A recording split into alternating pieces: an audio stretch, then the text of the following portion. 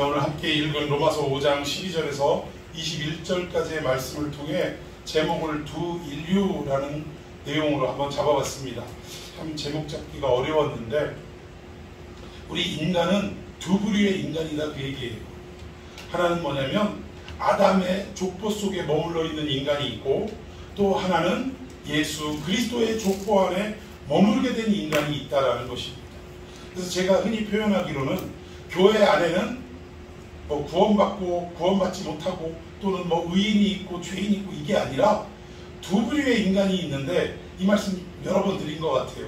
교회 안에 두 부류의 인간이 있는데 첫째는 뭐예요?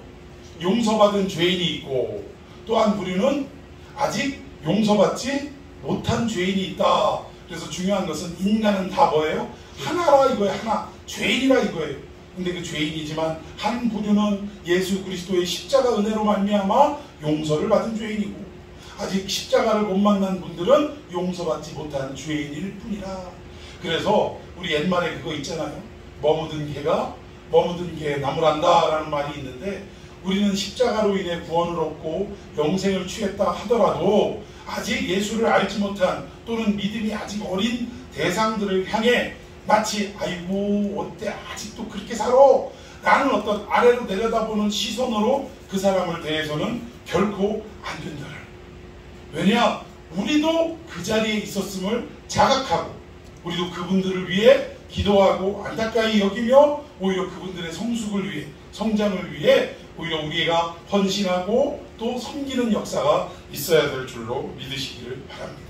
자, 이렇게 인류는 두 부류로 나눌 수 있는데, 쉽게 얘기해서 아담 안에 있는 사람이냐 또는 예수 안에 있는 사람이냐. 자, 이 부분에 대해서 오늘 살펴보도록 하겠습니다. 우리가 요즘 박사가 많은 시대예요. 하여튼 걸리다가 발에 채이는 게 박사인 시대입니다.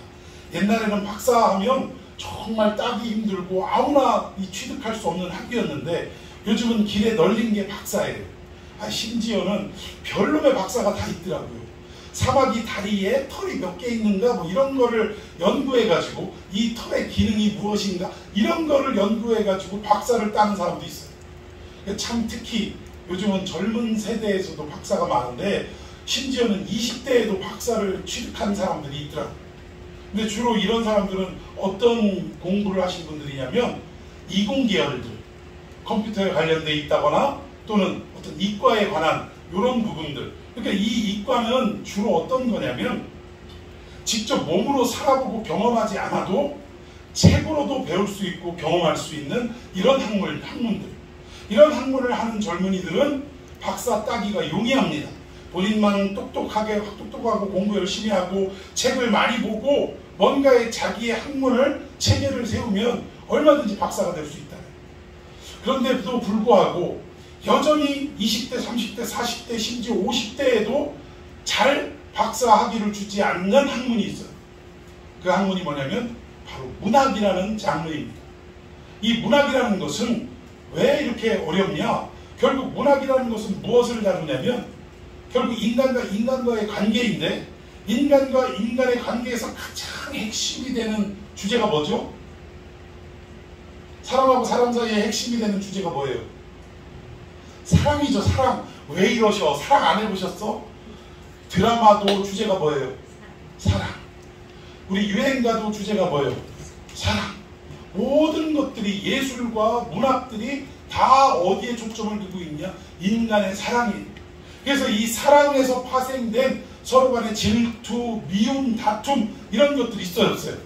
그래서 거기서 파생된 일이지만 결국 핵심 주제는 뭐냐? 문학의 핵심 주제는 사람과 사람 사이의 사랑, 또는 사람과 동물 사이의 사랑 이런 거 있잖아요. 가끔 영화 같은 데도 보면 주인공과 어떤 돌고래의 사랑 이런 거 있잖아요.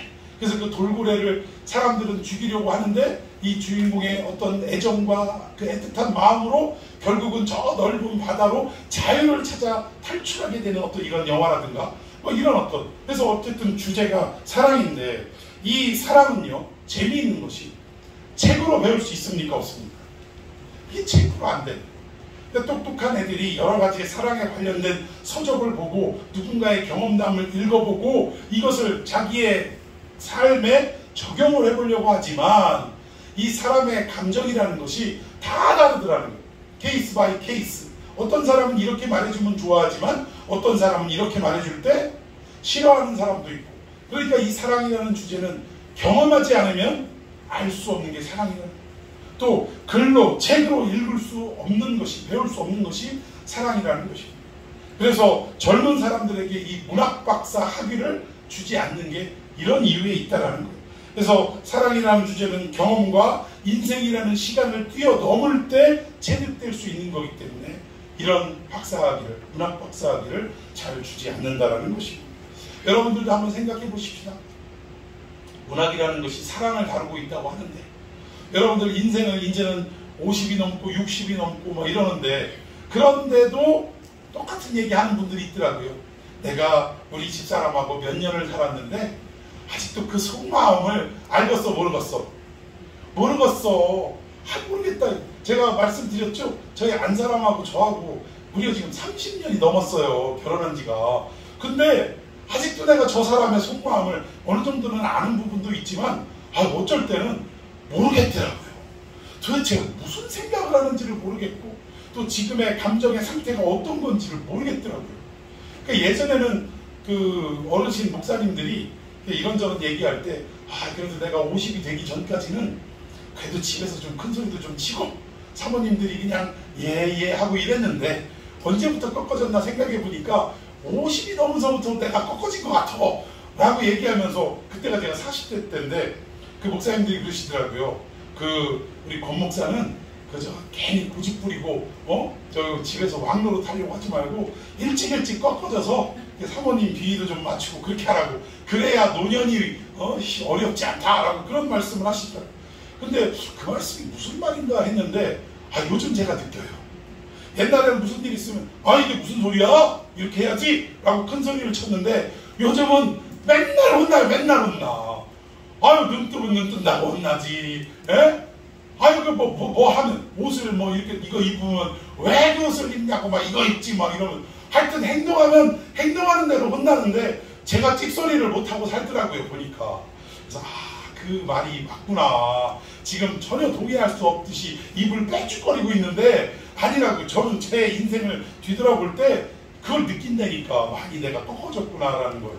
근데 어쨌든 이렇게 사람과 사람과의 관계의 이 사랑의 주제를 수십 년을 같이 산 우리 부부끼리도 알다가도 모르는 게 이 사랑의 주제라는 것입니다.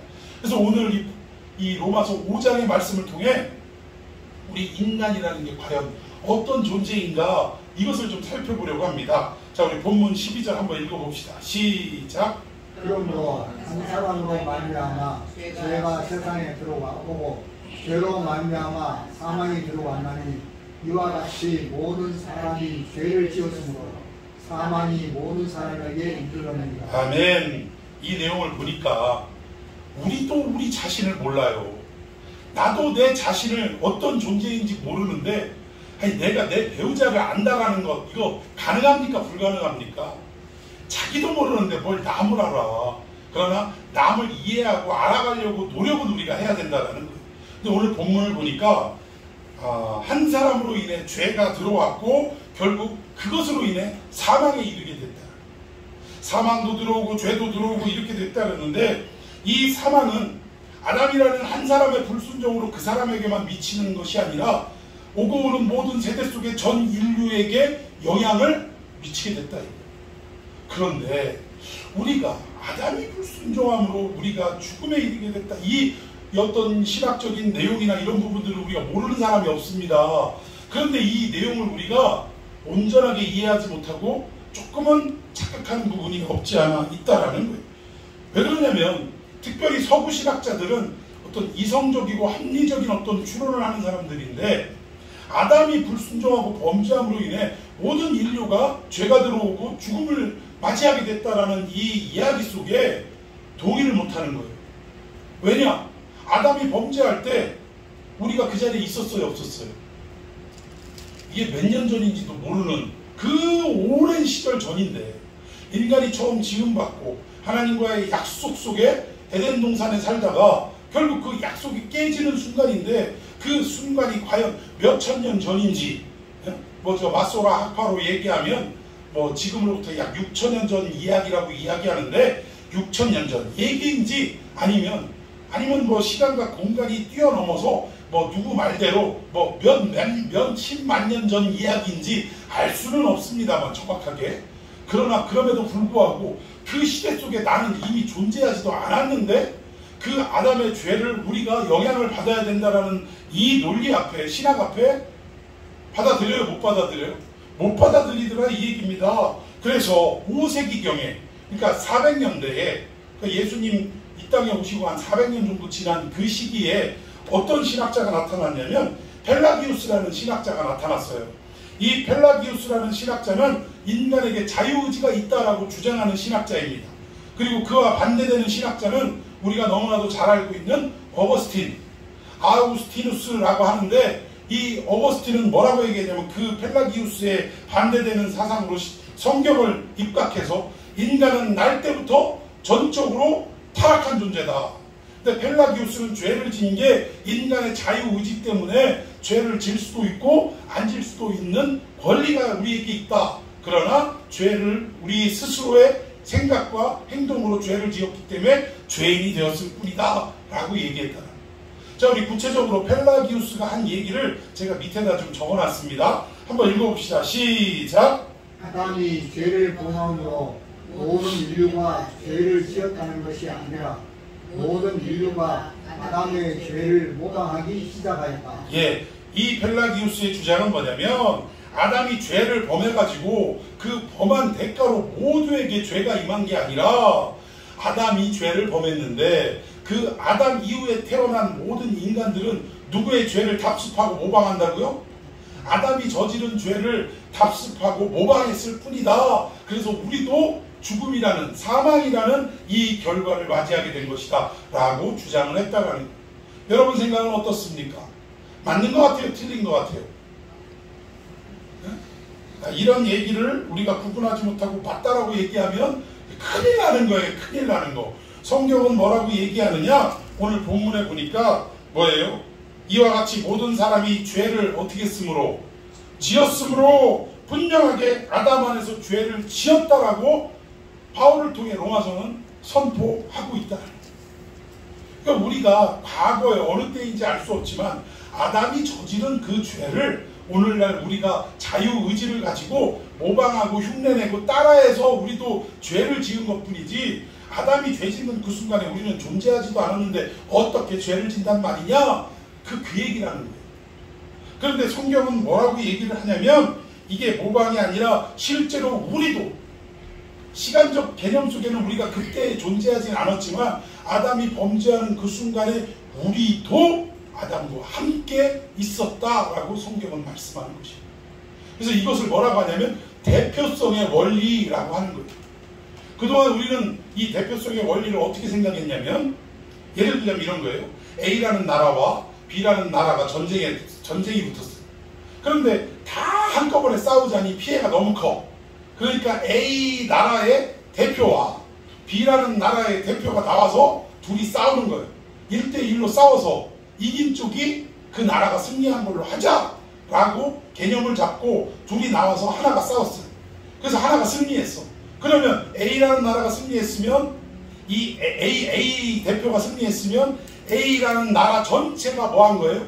승리한 거다. 그리고 B라는 나라 대표가 졌으면 실패했으면 B라는 나라의 모든 국민들이 전부 실패한 것이고 패배한 것이다 라고 우리는 그동안 생각합니다. 물론 이런 의미가 없지는 않습니다. 분명히 있지만 성경에서 말하는 이 대표성의 원리는 그것과는 좀 다르더라는 거예요. 여러분 아까 펠라기우스하고 반대되는 이론을 신학을 제시한 게 어거스틴, 아우구스티누스라고 했는데 이분은 왜 이런 반대되는 신학을 주장했냐면 성경에 근거해서 주장했다. 오늘 이 펠라기우스의 주장은 성경과는 전혀 상관이 없는 주장이고 논리와 이해와 합리성을 가지고 이게 이럴 리가 없지. 왜? 그때 당시 우리는 존재하지 않았는데 어떻게 그 안에서 죄를 지었단 말이냐? 이런 어떤 인간적인 철학과 생각 속에서 이러한 결론을 도출했다면 어거스틴은 성경 말씀을 기초로 이 주장을 다시 한번 새롭게 했다라는 그 내용을 한번 봅시다. 히브리서 7장을 통해서 어거스틴이 펠라기우스의 주장과는 반대되는 그런 주장을 했는데 참 교독합니다. 이 내용이 좀 깁니다. 자, 1절 제가 있습니다. 이 멜기세덱은 살렘 왕이요 지극히 높으신 하나님의 제사장이라 여러 왕을 쳐서 죽이고 돌아오는 아브라함을 만나 복을 빈 자라. 아브라함이 모든 것의 10분의 1을 그에게 나누어 주니라. 그 기록을 해석하면 먼저 유의 왕이요 그 다음은 살렘 왕이니 곧 평강의 왕이요 아버지도 없고 어머니도 없고 족보도 없고 시작한 날도 없고 생명의 끝도 없어 하나님의 아들과 닮아서 항상 제사장으로 있느니라. 이 사람이 얼마나 높은가를 생각해보라. 조상 아브라함의 노력 중 10분의 1을 그에게 주었느니라. 자, 여기까지만 먼저 읽습니다. 자, 이 내용은 우리가 너무나 잘 아는 내용이에요. 결국 우리 인간에게 하나님이 말씀하신 헌금 중에 뭐에 대해서 처음 나온 장면이죠? 11조. 11조에 대해서 처음 나온 장면이기 때문에 여러분들이 이미 뭐 설교를 통해서도 많이 들었습니다. 근데 여기 다시 한번 줄여서 설명하자면 아브라함이 롯이 그 소돔 전체가 뭐 그 연합군들에게 약탈당하고 사람도 빼앗기고 또 모든 재물까지도 약탈당해 끌려가고 있는데 이 소식을 듣고 가신 318명을 데리고 야음을 틈타서 그들이 자고 있을 때 공격해서 모든 것들을 다 빼앗는 놀라운 승리를 얻고 돌아오게 됩니다. 근데 돌아오는 길에 이 승리에 도취돼서 돌아오는 아브라함 일행을 두 왕이 지금 마중을 나온 거예요. 환영하는 의미겠죠. 두 사람이 어떤 왕이었죠? 하나는 여기에 나오는 멜기세덱이라는 왕이고 또 하나는 소돔의 왕이었습니다. 그런데 멜기세덱은 뭘 준비했냐면 떡과 포도주를 준비했어요. 벌써 이 준비물 자체가 여사롭지 않습니다. 우리 주님, 우리를 구원하기 위해 오신 예수님 마지막 그 만찬에서 그 유월절을 지키는 만찬에서 뭐를 떼어주셨어요? 떡을 떼주시고 또 포도주를 함께 먹으면서 결국 떡과 포도주는 누구를 의미한다? 예수 당신을 의미한다. 이런 것들을 가르쳐 주셨다. 그런데 이미 수천 년 전에 이 아브라함이 승리하고 돌아오는데 두 왕 중에 한 왕이 멜기세덱인데 준비한 준비물이 환영하기 위해 준비한 준비물이 뭐라고요? 떡과 포도주였다라는 거예요. 결국 이거 하나만으로도 이분이 누구와 상당한 밀접한 관계가 있다. 예수 그리스도와 밀접한 관계가 있다라는 걸 알 수 있다라는 것입니다. 그리고 이 멜기세덱 이름을 해석했더니 2절에 보니까 먼저는 무슨 왕이래요? 의의 왕이래요. 의의 왕. 그 다음은 살렘 왕. 살렘이라는 말은 평강. 여기 보니까 그 다음에 해석이 돼 있네요. 살렘 왕이요 평강의 왕이라. 같은 말을 하는 겁니다. 의와 평강의 왕이라. 이것도 나중에 언제 한번 이 순서가 왜 중요한지, 왜 먼저 의가 있고 왜 그 다음에 평강이 있는지 우리는 그냥 뭐 되는 대로 의의 왕이요 평강의 왕이요 이러니까 그냥 뭐 별 의미가 없다 생각하지만 여기에도 굉장한 우리 구원론의 깊이가 숨어져 있다는 거예요. 아무튼 뭐 시간 관계상 의의 왕이요 평강의 왕 살렘 왕이요. 여러분 이 땅에 참된 의가 있어요 없어요? 그 이분은 이 땅에서 찾아볼 수 없는 왕이라는 거예요. 그리고 이 땅에서 참된 평강이 있습니까 없습니까? 우리 찬송에도 있잖아요. 참된 평화가 어디 있나.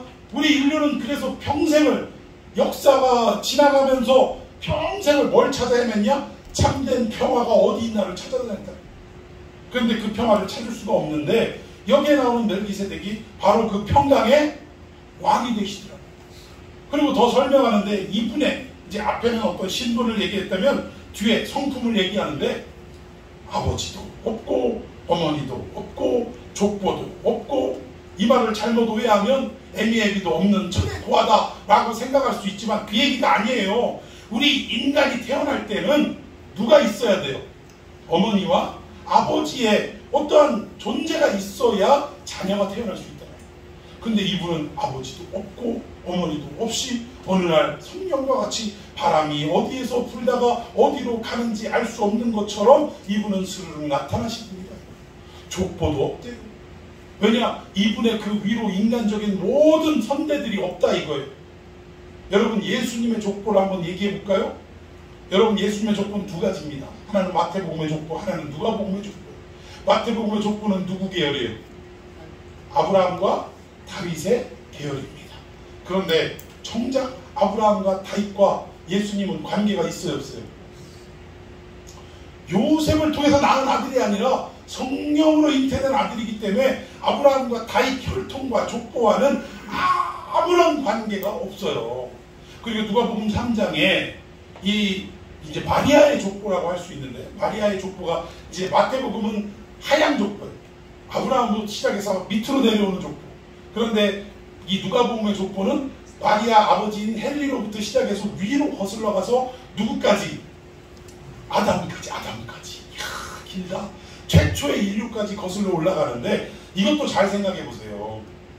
우리말에 아버님 나를 어떻게 하시고 낳으시고 어머님 나를, 그러면 실제로 우리가 생명이 잉태되고 또 우리가 이 땅에서 인간으로 태어나려면 결국은 누가 더 중요한, 물론 둘 중에 하나가 없어서는 안 되지만 사실은 우리의 씨는 누구를 통해 얻는 겁니까? 아버지를 통해 얻는 겁니다. 근데 육신의 아버지는 전혀 관계가 없고 성령이 그 마리아의 육신을 빌려, 그 모태를 빌려 잉태를 하게 했으니 결국 마리아의 족보와도 예수님과는 직접적인 연관이 없어요. 연관이 없어. 혈통이라고 말할 수가 없다라는 것입니다. 그래서 요한복음에 뭐라고 하면 이는 혈통으로나 육정으로나 사람의 뜻으로 나지 아니했다라고 말하는 거예요. 이건 예수님뿐만 아니라 성령으로 거듭난 우리들도 이렇게 돼야 된다는 거예요. 가끔 보면 그러잖아요. 예수 이제 막 부인이 막 못 이겨가지고 따라 나왔는데 기도하는 걸 보니까 부인이 뭐라고 해요? 하나님 보고 아버지라고 그래요. 아버지 하나님 막 하면 눈물로 흐르니까 남편된 입장에서는 내 마누라의 아버지니까 나는 하나님을 뭐라고 불러야 돼? 장인 하나님 그렇게 부르게 되더라고요. 그러면 그럼 결과적으로 그들의 자식들은 뭐라고 불러야 돼? 할아버지 하나님이라고 불러야 되는 거 아니에요? 이게 아니라는 거예요. 혈통으로나 육정으로의 난 관계가 아니기에 우리 하나님은 우리 육정과 혈통과 상관없이 믿는 모든 자의 뭐가 되는 거예요? 아버지가 되시는 거예요. 믿습니까? 그러니까 이런 관계를 우리가 잘 생각을 해야 됩니다. 자, 어쨌든 이제 이 어머니도 아버지도 족보도 시작한 날도 없고, 이 말은 뭐냐면 태어난 날도 없다 이 얘기. 그리고 끝나는 생명의 끝도 없다. 죽는 날도 없다. 그리고 예전 성경은 하나님의 아들과 방불하여 라고 소개하는데 여기서는 닮아서 라고 해요. 결국 이 멜기세덱이라는 인물은 항상 또 제사장으로 있대. 항상. 원래 제사장은 어떻게 돼요? 대제사장이 죽으면 그 다음에 아들이나 그 누군가가 유력자가 그 뒤를 이어서 대제사장이 됩니다. 그런데 여기 멜기세덱은 어떻대요? 죽지 않으니까 항상 제사장으로 있다. 여러분, 우리에게 항상 우리의 대제사장으로 있는 분은 누구세요? 예수 그리스도시다. 그러니까 결국 멜기세덱은 누구를 예표하느냐? 장차 오실 예수 그리스도를 예표하는 인물이라 이 얘기입니다. 자, 그런데 이분이 결국은 노량물을 가지고 온 아브라함에게 이 모든 승리를 주신 것이 너의 노력과 너의 작전과 너의 땀 흘림에 있는 것이 아니라 다 누가 주신 것? 하나님이 주신 것이니 하나님의 것을 인정하고 하나님의 것이라고, 또 하나님의 이 것으로 인정하고 하나님의 것을 다시 하나님께 드리는 행위로 뭘 드리래요? 11조를 가르쳐 주십니다.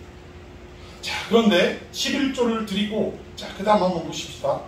5절부터 또 읽어봅니다. 레위의 아들들 가운데 제사장의 직분을 받은 자들은 율법을 따라 아브라함의 허리에서 난 자라도 자기 형제인 백성에게서 10분의 1을 취하라는 명령을 받았으니 6절 7절 레위 족보에 들지 아니한 멜기세덱은 아브라함에게서 10분의 1을 취하고 약속을 받은 그를 위하여 복을 빌었나니 7절 논란의 여지 없이 낮은 자가 높은 자에게 축복을 받습니다. 예, 이 얘기는 뭐냐면 결국 승리를 일구고 모든 것을 가지고 온 아브라함에게 이게 하나님이 주신 것임을 가르쳐주고, 천지의 주제라는 말은 뭐냐면 하나님이 천지를 만드신 창조주라는 말과 함께 우리의 인간의 모든 생사 화복을 주관하시는 분이 누구다? 하나님이시다. 너의 승리도 하나님이 주신 것이고 때로는 너의 패배까지도 하나님이 주관하시는 것이다. 이거를 분명하게 가르쳐줬다. 여러분, 단순히 우리에게 전쟁에 승리를 주신 하나님, 이게 기뻐가지고 10분의 1을 드렸다, 그 얘기가 아니에요. 아브라함이 깨달은 것은 내 인생 전부가 누가 주관하시는 거다? 하나님이 주관하시는 거고 나에게 설득하시고 명령하실 때 나는 어떻게만 하면 된다. 순종하기만 하면 된다. 그러니까 하나님과의 나와의 관계를 확실하게 깨닫고 정립이 제대로 된 상태가 바로 이 상태예요. 그래서 하나님께 11조를 드렸는데 이때 낮은 자가 높은 자에게 축복을 받느니라 이 얘기는 무슨 말이냐면 11조를 드리는 아브라함에게 누가 축복을 했어요? 멜기세덱이 축복을 했어요. 자, 그러면 축복을 한 사람이 높은 사람입니까? 축복을 받은 사람이 높은 사람입니까? 축복한 사람이. 즉 아브라함과 멜기세덱 중에 누가 더 높다라는 거예요? 멜기세덱이 더 높은 사람이다. 결국 그분을 살펴봤더니 아버지도 어머니도 없고 족보도 없고 시작한 날도 없고 생명의 끝도 없는 마치 하나님의 아들과 같아서 항상 제사장으로 있는 그분이다. 아브라함과는 비교할 수 없는 그러한 분이다라는 것을 깨닫게 했다라는 것입니다. 자, 그리고 9절 제가 읽고 여러분 10절 읽습니다. 또한 10분의 1을 받은 레위도 아브라함으로 말미암아 10분의 1을 바쳤다고 할 수 있나니 10절 이는 멜기세덱이 아브라함을 만날 때 레위는 이미 자기 조상의 허리에 있었습니다. 예, 오늘 사실은 내용이 어려운 내용이에요. 인간론, 신학에서 인간론을 다룸과 동시에 우리의 구원론을 다루고 있는 내용인데 정말 깊이가 있는 내용입니다. 그 중에서 두 인류라고 제목을 지은 것은 뭐냐면 우리가 어디에 소속이 되어 있냐 이걸 지금 말씀을 드리는 것인데 여기 보니까 아까 뭐라고 했어요? 대표성의 원리를 설명하면서 이 나라의 대표가 나와서 싸워서 승리하면 전부가 승리가 되고 지면 전부가 패배가 된다. 이런 어떤 논리의 의미도 있지만 이 정도의 의미가 아니라고 말씀드렸죠. 자, 이 내용은 무슨 얘기냐면 아브라함이 11조를 드리는 그때에 레위는 태어났어요? 안 태어났어요? 아직도 얘들은 이거 무슨 관계? 증손주? 아들 이삭? 또 야곱? 손자 야곱? 그리고 증손자 12아들. 여기에 레위가 있잖아요. 그리고 그 레위만 말하는 게 아니라 이 레위의 자식들, 후대들 전체를 레위라고 하는 것입니다. 그리고 이들이 맡았던 사명은 뭐였어요? 제사장 역할을 하면서 남은 11지파로부터 뭘 받았어요? 10분의 1을 받았다 이 얘기예요. 그런데 10분의 1을 받았던 레위조차도 아브라함이 멜기세덱이 10분의 1을 드리는 그때에 같이 바쳤대요. 11조를. 태어나지도 않았는데 11조를 같이 바쳤대. 근데 그 내용이 뭔가 10절을 보니까 멜기세덱이 아브라함을 만난 그때 존재하지도 않았지만 레위는 이미 자기 조상 아브라함의 어디에 있었대요? 허리에 있었다 이 얘기예요. 허리에. 그러니까 아브라함과 같이 있었다는 얘기 없었다는 얘기. 같이 있었다 그 얘기입니다. 11조를 드리는 그 순간에 레위도 아브라함과 함께 11조를 드렸다 이 얘기예요. 여러분 이 말의 의미는 다시금 아담이 범죄했을 때 어떠한 이야기로 나오냐면 아담이 범죄하는 그 순간에 우리는 누구의 허리에 있었다는 거예요?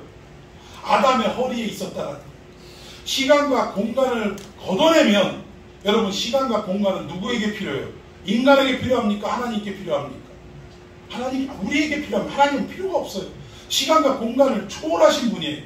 자, 그러면 우리가 이해하지 못하고 우리가 제한적이기 때문에 시간과 공간을 그 범위 안에 있어서 문제인데 아담이 범죄하는 그 순간에 우리가 아담의 허리 속에 있었다는 것은 시간을 걷어내면 우리도 아담과 함께 어떻게 했다는 거예요? 똑같은 죄를 범하고 있다 이 얘기입니다. 하나님은 그걸 아셨다 이거예요. 참 이 부분을 조금 더 설명을 드리자면 다윗이 이 내용을 깨닫고 고백한 사건이 있어요.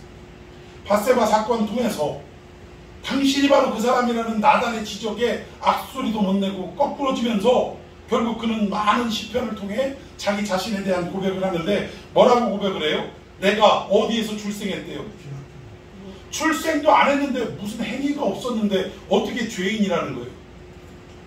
그냥 자기 죄가 하도 크니까 내가 엄마 뱃속에 있을 때부터 죄인입니다. 이런 어떤 그 표현으로 문학적 표현으로 이렇게 했을까요?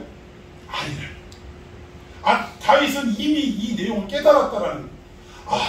나는 내가 태어나서 저지른 죄만 죄인 줄 알았는데 알고 보니까 뭐예요? 이미 우리의 조상 첫 인류인 아담이 하나님과의 언약을 어기는 그 순간에도 나는 누구와 함께 있었던 거예요? 아담의 허리에 거기에 함께 있었구나. 그래서 나는 태어남과 동시에 뭘로 태어난다? 죄인이 된다. 여러분 잘 생각하십시오. 죄인이라고 규정을 짓는 것은 반드시 전제 조건이 있다라는 거예요. 어떠한 죄라고 말할 수 있는 행위가 또는 그 이전에 어떤 생각이, 예수님은 행위보다 생각까지 범위를 확장하셨으니까 생각이나 행동이 있을 때 그 결과로 죄인이다라고 낙인을 찍는 겁니다. 그래야 안 그래요? 엄마 뱃속에서 어떤 생각이나 행동을, 생각까지는 모르겠습니다만 행동을 합니까 안 합니까? 안 하는데도 죄인이라고 규정을 지었다는 것은 뭘 얘기하냐? 오늘 다윗은 이미 깨달았다. 내가 지금 태어나서 하나님 앞에 범죄한 것만 죄가 아니라 결국 아담이 첫사람이 죄를 짓는 그 순간에 나도 거기에 있었구나 라는 것을 깨닫고 결국은 나는 어쩔 수 없는 죄인이다 라는 이 깨달음과 동시에 누가 필요하다는 걸 알게 됐어요. 이 죄를 내 스스로는 해결할 수 없으니 나에게는 중보자가 필요하구나. 그리고 누구를 바라보게 됩니까? 내 발을 어디 위에? 반석 위에 올려주신 하나님을 찬송하며 그 반석은 누구를 말하는 거예요? 예수 그리스도.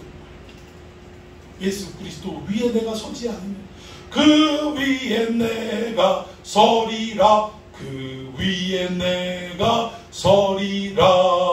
굳건한 반석이시니 그 위에 내가 서리라. 우리는 의미도 모르고 그냥 찬양만 하는데 내가 예수로 인하여 중보자 되신 예수가 나를 의인으로 세워주시지 않으면 나는 구원받을 수 있다는 얘기 없다는 얘기. 없다는 그 얘기하는 거예요. 내가 아무리 노력하고 애쓰고 수고해도 내 스스로 이 죄의 문제를 해결할 수 없고 중보자 되신 예수만이 나를 해결할 수 없으니, 해결할 수밖에 없으니 나는 누구만을 그리워하고 누구만을 사모하게 되냐? 예수만을 그리워하고 예수만을 사모하는 인생이 되어야 한다는 것을 다윗이 깨달아요. 그게 오늘 본문의 내용입니다. 죄악 중에 출생했고 어머니가 죄 중에서 나를 잉태했다. 이 얘기가 바로 그것을 깨닫고 고백한 내용이라는 거예요. 이게 바로 대표성의 원리라는 것입니다. 자, 그러면 반대로 우리가 죄인 되었을 때 아담과 함께 그 아담의 허리에 있어서 우리도 그 죄 지은 현장에 있었다면 그럼 두 인류라는 제목인데 또 다른 아담의 족보 말고 또 다른 족보가 있죠? 누구의 족보? 예수 그리스도의 족보에 우리가 들어가게 되어서 구원을 얻게 되는데 예수 그리스도도 역시 대표성의 원리라는 거예요. 예수님이 우리를 위하여 이 땅에 인간의 몸을 입고 오셔서 마침내 3년의 공생애를 지내시고 마지막 어디로 올라가셨어요? 골고다 언덕으로 올라가셔서 십자가에 매달려 죽으심으로 말미암아 우리 인간의 모든 죄를 덤태기를 쓰고 죽으시는 그 현장 속에 예수만 모든 짐을 지고 그냥 죽었다. 이 정도로만 생각해요. 내 모든 죄를 다 걷어가셨다. 이렇게만 생각하는데 갈라디아서 2장 20절에 보면 뭐라고 나옵니까?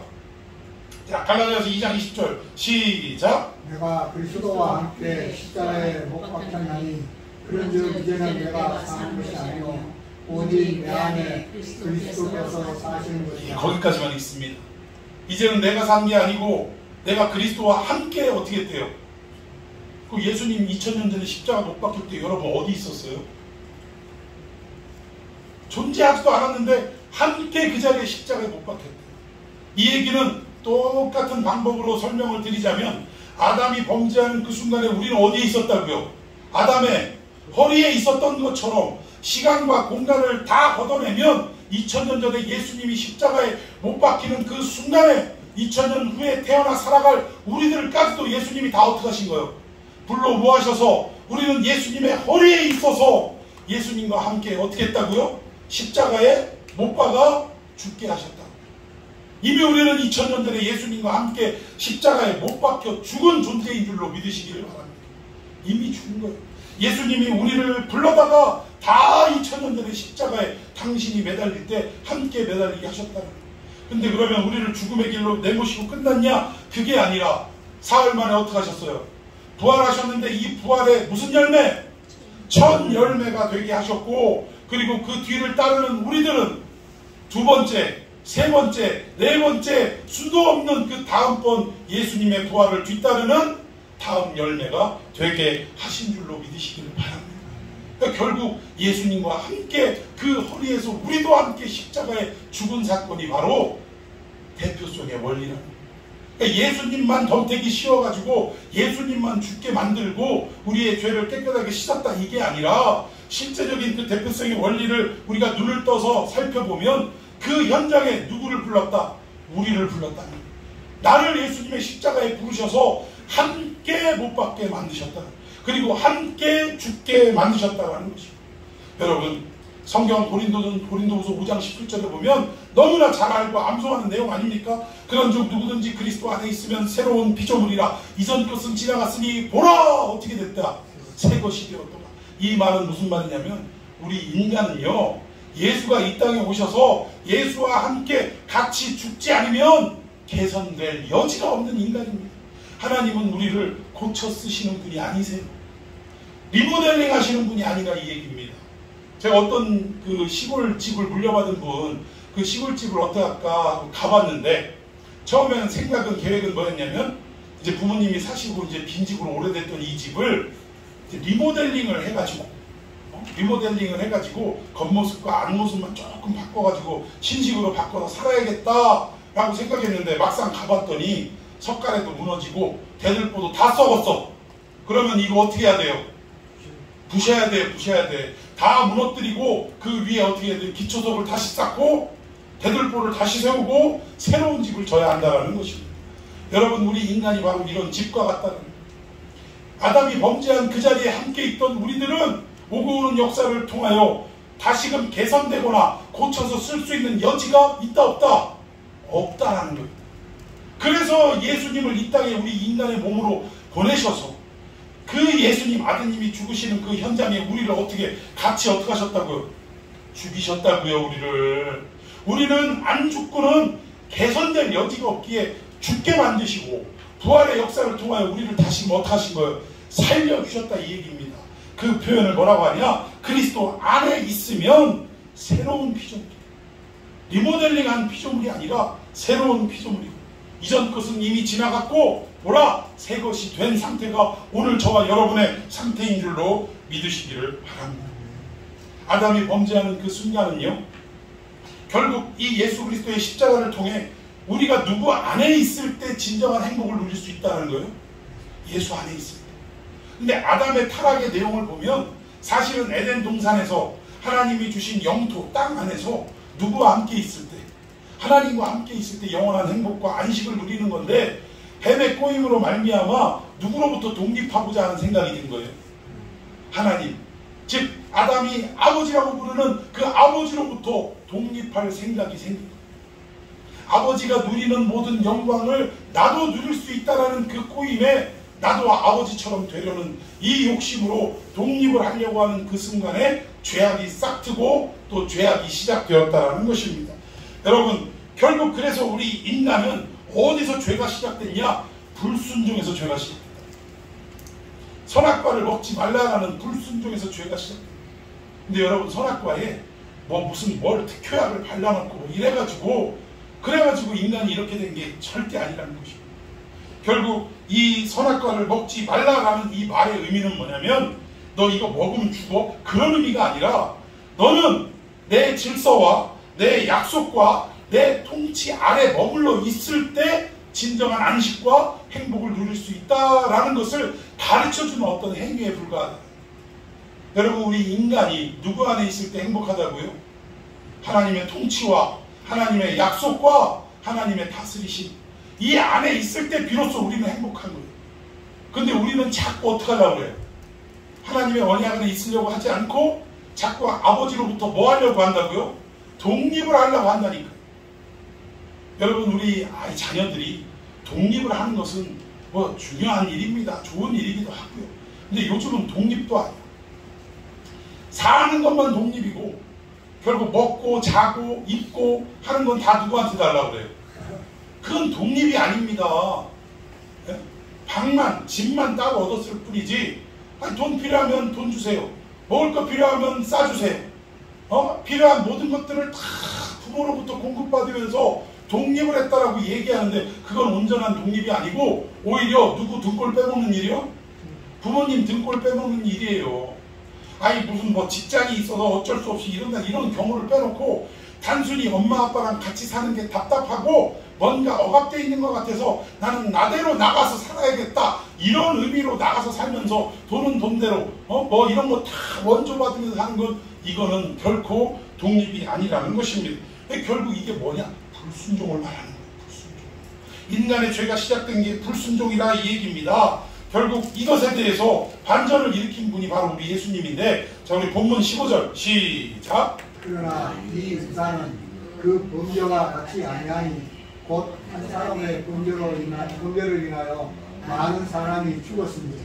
더욱 하나님의 은혜와 또한 한 사람 예수 그리스도의 은혜로 말미암은 선물을 많은 사람에게 넘쳤느니라. 아멘. 대표성의 원리에 대해서 이제 설명한 내용이, 아담 때문에 우리가 그 아담 안에 있을 때 죄를 지어서 그 모든 죄에 대한 대가, 그 영향력이 우리 인간에게 미쳤다면, 이제는 뭐예요? 또 한 사람, 예수 그리스도와 한 사람으로 말미암아 그와 함께 십자가에 못 박아 죽음으로 말미암아 우리에게, 여기서 선물은 많은 사람이고, 선물은 뭘 얘기해요? 하나님의 은혜, 구원을 말하는 것입니다. 영생을 말하는 거예요. 이것이 우리에게 넘쳤음을 설명하고 있다. 그래서 우리도 아담 안의 허리에 있어서 그 영향력에 우리가 미쳤던 것처럼, 예수님이 십자가에 지는 그 순간 우리도 누구와 함께? 예수와 함께 십자가에 못 박혀 죽은 존재라 이 얘기예요. 그래서 우리에게 그리스도의 은혜로 말미암아 구원의 선물을 받게 되었다라는 것입니다. 자, 우리 좀 넘어가서, 자, 우리 17절 18절 읽어봅니다. 시작. 한 사람의 범죄로 말미암아 사망이 그 한 사람을 통하여 왕노릇하였은즉 더욱 은혜와 의의 선물을 넘치게 받는 자들은 한 분 예수 그리스도를 통하여 생명하여서 왕노릇하리로다. 그런즉 한 범죄로 많은 사람이 정죄에 이른 것 같이 한 의로운 행위로 말미암아 많은 사람이 의롭다 하심을 받아 어디에 이르렀느니라?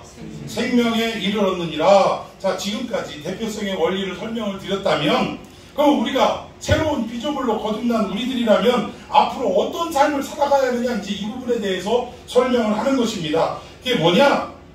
예전에 우리는 사망의 계열에 붙들려 있었다는 거예요. 그런데 예수님과 함께 이제는 뭐예요? 열매도 없고 또 죽어가는 땅에, 아니 이미 죽은 그 황폐한 땅에 심기어진 나무였다면, 이제는 예수 그리스도를 통해 우리가 어떻게 된 존재냐? 시편 1편의 표현처럼 시냇가에 심기운 나무, 심기었다라는 것은 누군가가 나무를, 이미 그 전제 조건이 뭐예요? 심으려면 그 나무를 일단 어떻게 해야 돼? 새로 심으려면 그 원래 있던 나무를 어떻게 해야 돼요? 뽑아야죠. 뽑아야지. 생명이 없는 사망과 이 흑암의 땅에, 황폐한 땅에 심기었던 우리들, 즉 이 아담의 계열 속에 우리가 묶여있던 우리들이, 누군가가 그 심기운 나무를 어떻게 한 거예요? 뽑아서 어디로? 시냇가로 옮겨서 심어주셨다 이거. 그러니까 표현이, 이는 시냇가에 심기운 나무가 심기었다라는 이 동사가 능동태가 아니라, 즉 우리가 직접 옮겨서 심었다 이 얘기가 아니라 누군가에 의해서 심기었음을 설명하고 있다. 즉 예수 그리스도의 은혜로 말미암아 사망에 머물러 있던 우리들이 뽑혀 어디로? 생명으로, 시냇가에 심기운 나무로 우리가 옮기움을 입게 되었다라는 것입니다. 자, 그렇다면 이제는 잎도 없고 열매도 없었던 우리의 인생에서 이제는 뭘 내야 되냐? 잎을 내고 싹을 내고 열매를 맺어야 되는데, 결국 이 말은 무슨 말이냐면, 하나님이 계획하시고 하나님이 뜻하신 바대로 우리가 여기에 오니까 생명에 이르렀다, 즉 영생의 세계 안으로 우리가 들어가야 한다, 이 얘기를 지금 하고 있는데, 21절 한번 봅시다. 이 내용이 어떤 내용인가? 시작. 이는 죄가 사망 안에서 왕노릇하는 것 같이 은혜도 또한 의로 말미암아 왕노릇하여 우리 주 예수 그리스도로 말미암아 영생에 이르게 하여 한다. 예, 결국은 우리가 영생에 이르는 것은 누구로 말미암아? 예수 그리스도로 말미암아. 과거에 사망에 져서 하나님 앞에 범죄함으로 우리가 사망의 왕노릇하고, 즉 그 앞에 그 안에서 노예 생활을 하고 있던 우리들이 이제는 예수로 말미암아 예수가 우리의 뭐가 되신다는 거예요? 왕이 되셨다 이거예요. 그럼 그 왕 되신 주님 앞에 우리는 순종하며 살아가고 마침내 어디에 이르게 되냐? 영생에 이르게 된다. 그래서 우리 영생, 우리 기독교에서 없어서는 안 될 단어인데 묻습니다. 영생이 뭡니까? 영원한 생명을 영생이라고 한다. 틀린 얘기는 아니에요.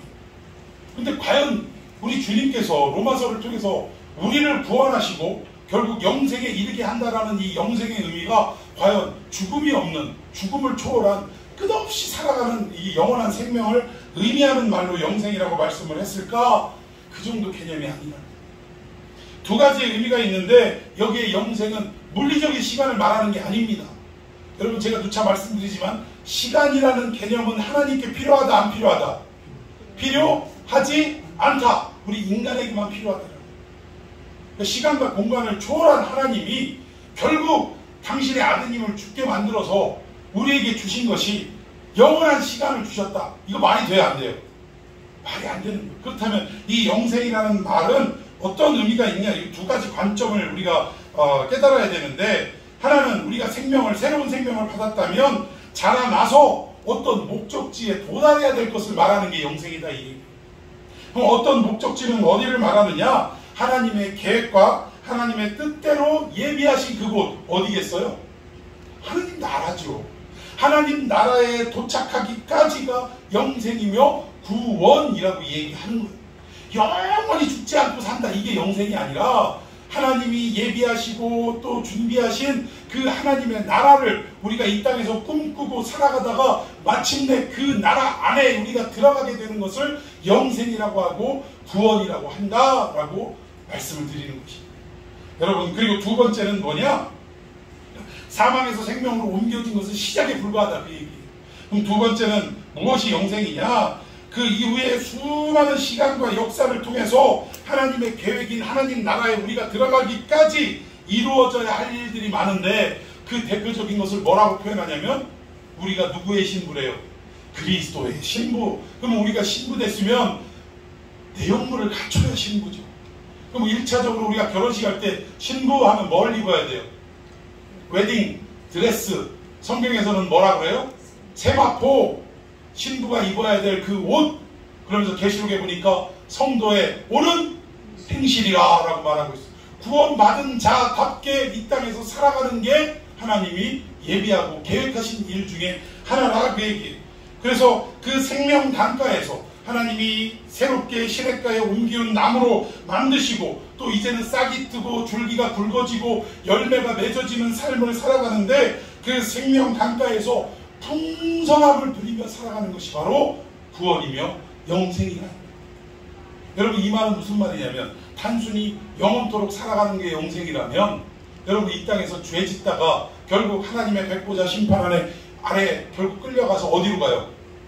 지옥으로 갑니다. 그러면 지옥에서는 뭐 몇 년 동안 고통받으는데요? 한 10년? 한 100년? 언제까지? 거기도 영원토록이에요. 시간의 끝이 없이. 그러면 천국에서도 영원히 살고, 지옥에서도 지옥도 영생 불사입니다. 그러면 시간적 개념으로 우리가 영생으로 생각한다면 천국과 지옥이 다를 바가 뭐가 있냐? 즉 천국은, 즉 하나님이 말씀하는 구원과 영생은 어떤 의미냐? 바로 우리가 심기운 나무가 되어서 그리스도의 풍성함을 누리며 살아가는 것 자체가 영생이라는 거예요. 여러분, 이 땅에서도 우리가 형편과 처지로는 어렵고 힘들지만, 그럼에도 불구하고 하나님이 우리를 예수 그리스도를 통해 구원하시고, 또 장차 예비한 그 나라가 있음을 알려주시며 소망하게 만드시고, 오직 하나님의 말씀 따라 순종하며 살아갈 때 우리 안에는 생명의 풍성함이 넘치게 될 줄로 믿습니다. 이게 구원이며 이게 영생이라는 거예요. 매일같이 살아가면서 아이고 돈 없어서 그냥 힘들고 어렵고 이렇게 살아서 뭐하나, 믿지 않는 사람처럼 이렇게 가난하게 살 바에는 이 땅에 뭐가 생겼으면 좋겠대요? 전쟁이나 확 터져버렸으면 좋겠다. 아유, 이 땅에서 아주 징글징글해. 그러면서 그냥 아이 빨리 죽어갖고 저 천국에 나갔으면 좋겠다. 이렇게 살아가는 삶이 무슨 풍성함이 있냐? 이건 영생도 구원도 아니라. 내가 아무리 어렵고 힘들어도, 마치 초대교회의 그 순교자들이 하루가 멀다 하고 그 고통스러운 방법으로 죽어가는 그러한 상황 속에서도 그들의 얼굴에는 뭐가 있었어요? 스데반이 돌탕 맞아 죽으면서도 하늘을 우러러보며 얼굴을 봤더니 얼굴에 뭐가 있었어요? 웃음이 있었다니까요. 웃음. 미소가 있었다니까요. 평안의 웃음이 있었다니까요. 여러분 오늘 우리가 밥 한 끼 못 먹고 사업이 안 되고 여러 가지 어렵고 육신의 질병이 낫지도 않고 수많은 사건과 사고들이 나를 괴롭히는 이러한 현장 속에 우리가 살아간다 할지라도 내가 예수 그리스도로 새롭게 피조물이 된 존재라면 그럼 어떻게 해야 돼? 그 안에서도 뭘 얻어야 된다는 것, 생명의 풍성함을 누리며 살아가야 한다는 것입니다. 돈 없는 입장은 똑같은데 세상 사람들하고 다를 바 없이 맨날 인상이나 쓰고 살고 이렇게 산다면 하나님의 풍요로움이 우리 안에 어디에 존재하느냐. 여러분 우리는 이 하나님의 놀라운 풍성함을 생명으로 옮겨진 존재라면 누리고 살아야 할 줄로 믿습니다. 자, 우리 19절 읽어봅시다. 시작. 한 사람이 순종하지 아니함으로 많은 사람이 죄인 된 것 같이 한 사람이 순종하심으로 많은 사람이 의인이 되더라. 예, 아까 아담이 범죄하고 타락한 것은 어떤 행위로 말미암았냐? 불순종으로 인했다라고 말씀드렸어요. 그러면 예수님이 십자가 진 사건은 우리가 어떻게 해석해야 되냐면 영화나 모든 것들이 예수님이 육체적으로 고난을 당하신 데만 초점을 맞추고 있다. 물론 예수님의 십자가 고통, 육신적 고통도 의미가 있습니다만 사실 더 중요한 것은 예수님이 십자가 지신 것은 무엇을 나타내기 위함이냐? 우리가 당해야 될 고통을 당신이 대신 당했다. 뭐 이래가지고 애매히 억울하게 아주 그냥 별의별 고문을 다 당했다. 이런 것으로 그칠 것이 아니라 그래서 내가 저 자리에 있어야 되는데 하고 우는 것 자체가 복음적으로 맞지 않아요. 내가 저 자리에 있어야 되는 데가 아니라 성경을 보니까 나는 이미 어떻게 돼 있어요? 그 자리에 있었던 사람이라 이 얘기예요.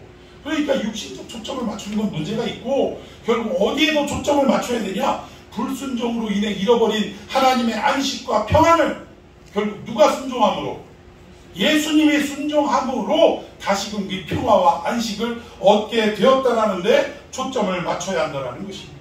그러니까 불순종으로 잃어버린 세계를 예수님이 순종하심으로 다시금 회복하는 사건이 십자가 사건이다 라는 것을 우리가 깨달아야 한다는 거예요.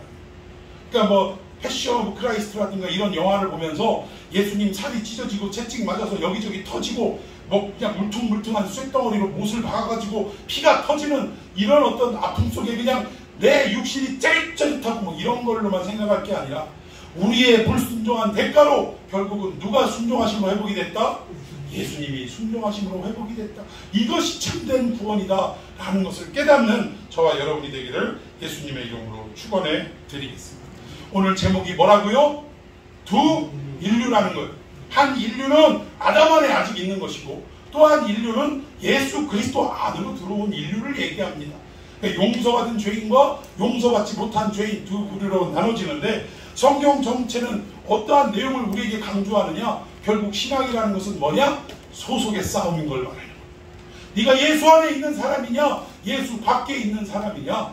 이거를 말씀을 통해 듣고 깨달아서 그동안 불순종하는 인생이었다면 이제는 하나님 말씀을 듣고 뭐하는 인생으로?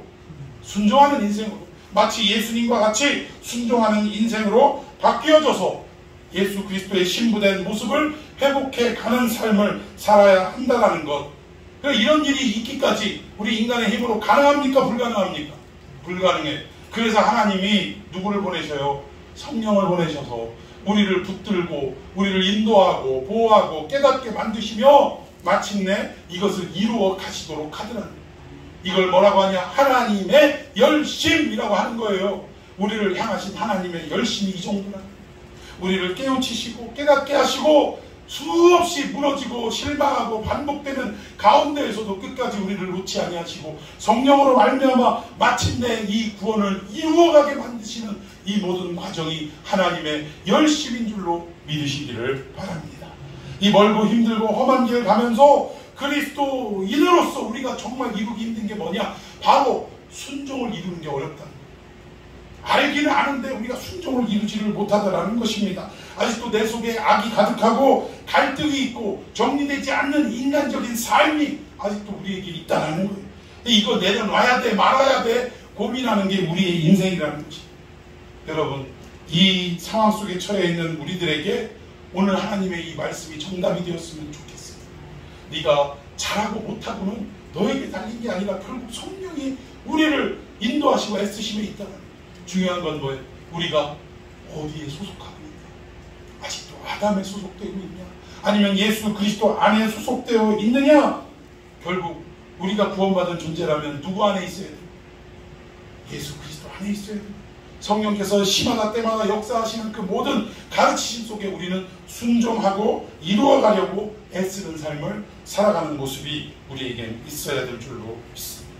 이 한 주간도 하나님 말씀에 순종의 꽃을 피우고 열매를 맺는 귀한 시간이 되기를 예수님의 이름으로 축원해 드리겠습니다. 자, 우리 말씀 붙들고 우리 기도합시다.